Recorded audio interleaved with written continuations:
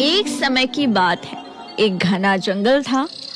उस जंगल के बीचों बीच में एक बड़ा सा मैदान था जिसमें दो बड़े बड़े घने पेड़ थे।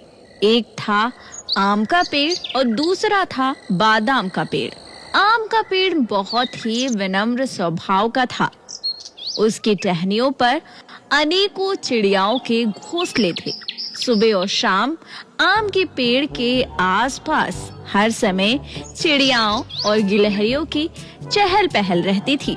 उसकी ठंडी ठंडी छाया में पशु और पक्षी भी आराम करने आया करते थे। आंधी तूफान आने पर वो सभी चिड़ियाओं के घोंसलों की सुरक्षा करता था। वहीं उसके पास खड़ा एक बादाम का पेड़ बहुत ही घमंडी था। उसे लगता था वो किसी साधारण फल का पेड़ नहीं है। उसकी शाखाएं बहुत ही मजबूत हैं। वो इस जंगल के हर पेड़ से हरा भरा है, इसलिए वो कभी भी किसी भी चिड़िया को अपने ऊपर घोंसला बनाने नहीं देता था।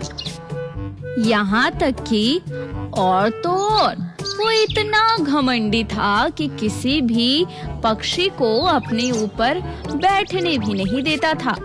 एक दिन बादाम का पेड़ कुछ पक्षियों को डांटते डपटते हुए कहता है, ए हटा हटा हटा, भागो यहाँ से। मेरे ऊपर घोंसला बनाना तो दूर, बैठने की भी मत सोचना। आ गए यहाँ मुझे खराब करने के लिए। चलो हटो, भागो यहाँ से। तभी आम का पेड़ बोला, अरे पंछी कितने सुंदर हैं, इन्हें अपनी डालियों पर बैठने दो ना। ये कौन सा तुम्हारी पत्तियाँ खराब कर देंगे। पता है, लेकिन मुझे उनका शोर शराबा, ची ची पी पी बिल्कुल भी पसंद नहीं है। मैं किसी को भी अपने पास नहीं आने देता हूँ। अच्छा, तुम्हें दया आ रही है तो बिठा लो ना इन्हें अपने ऊपर। तुम्हें तो वैसे भी शोर शराबा और गंदगी पसंद है। ठीक है। ओ नन्ही चिड़ियाओं, तुम यहाँ पर आकर मेरी डालियों पर बैठ जाओ। ऐसे ही आम का पेड़ पक्षियों से घिरा हुआ हंसी खुशी रहता रहा। वहीं बादाम का पेड़ किसी से बात नहीं करता। एक दिन मधुमक्खियों का झुंड उस मैदान में आया। रानी मधुमक्खी ने बादाम के पेड़ को छत्ता बनाने के लिए चुना और कहा, अरे ये बादाम का पेड़ तो बहुत सुंदर और मजबूत लग रहा है।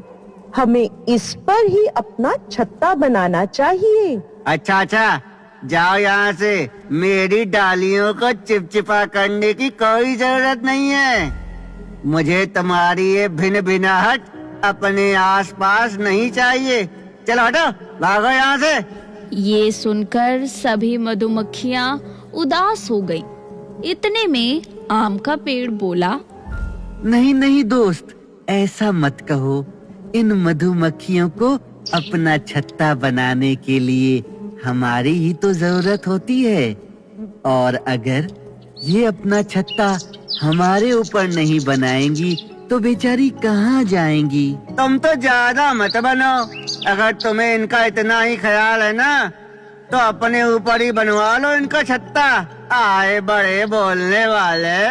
हाँ, आओ मेरे पास आओ मधुमक्खियों, आओ और मेरी टहनियों पर अपना छत्ता बना लो।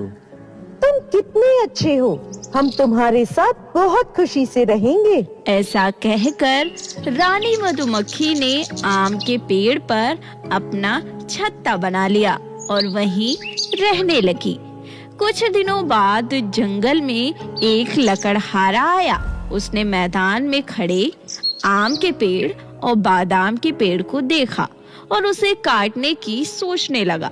लेकिन तभी उसकी नजर मधुमक्खियों के छत्ते पर पड़ी और वो डर गया और डर कर कहने लगा, अरे इस पेड़ पर तो मधुमक्खियों का छत्ता है। यदि मैंने ये पेड़ काटा तो मधुमक्खियाँ मुझे डंक मार सकती हैं। नहीं, मैं ये आम का पेड़ नहीं काटूंगा। अब लकड़हारे की नजर पास खड़े बादाम के पेड़ पर गई। अरे ये पेड़ काटने के लिए ठीक है। इस पर ना तो किसी चिड़िया का कोई घोंसला है और ना ही किसी मधुमक्खी का कोई छत्ता। उस आम के पेड़ पर तो कई घोंसले हैं। हाँ, मैं इसे ही काटता हूँ। ऐसा सोचकर लकड़हारे ने बादाम के पेड़ को काटना शुरू कर दिया। तभी घबराते हुए बादाम का पेड़ बोला, अरे अरे अरे अरे अरे भाई, ये तुम क्या कर रहे हो? मेरी इन हरी भरी टहनियों को क्यों काट रहे हो? इतने में आम के पेड़ ने मधुमक्खियों को अपने पास बुलाया और बोला, सुनो सुनो मधुमक्खियों सुनो, ये लकड़हारा बादाम के पेड़ को काट देगा। बादाम भाई मर जाएंगे। हमें बादाम भाई को बचाना होगा। तुम कुछ करो ना। लेकिन हम इसकी मदद क्यों करें? तुम्हें पता है ना ये कितना घमंडी है, किसी से सीधे मुंह बात भी नहीं करता। हम इसकी मदद बिल्कुल भी नहीं करेंगे। लेकिन अगर हम ही उसकी मदद नहीं करेंगे तो उसमें और हम में क्या फर्क रह जाएगा?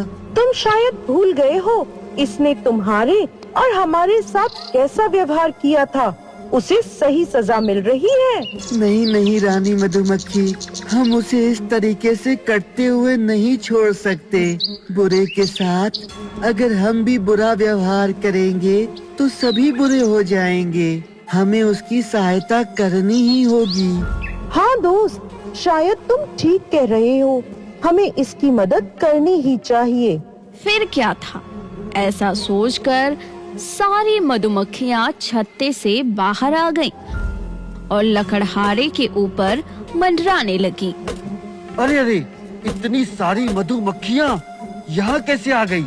ये तो मुझे डंक मार रही हैं। मुझे यहाँ से भागना होगा। बचाओ बचाओ बचाओ। लकड़हारा दौड़ते दौड़ते वहाँ से भाग गया और बादाम का पेड़ शर्मिंदा होकर बोला, मुझे माफ कर दो दोस्तों, मुझे माफ कर दो। मैंने तुम सबके साथ बहुत ही बुरा व्यवहार किया।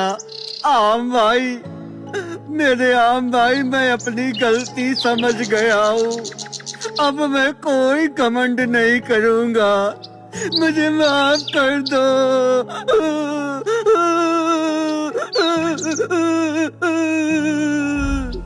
अब बादाम का पेड़ समझ गया था कि सबके साथ मिलकर रहने में ही भलाई है और वो उस दिन के बाद से सबके साथ दोस्तों की तरह रहने लगा।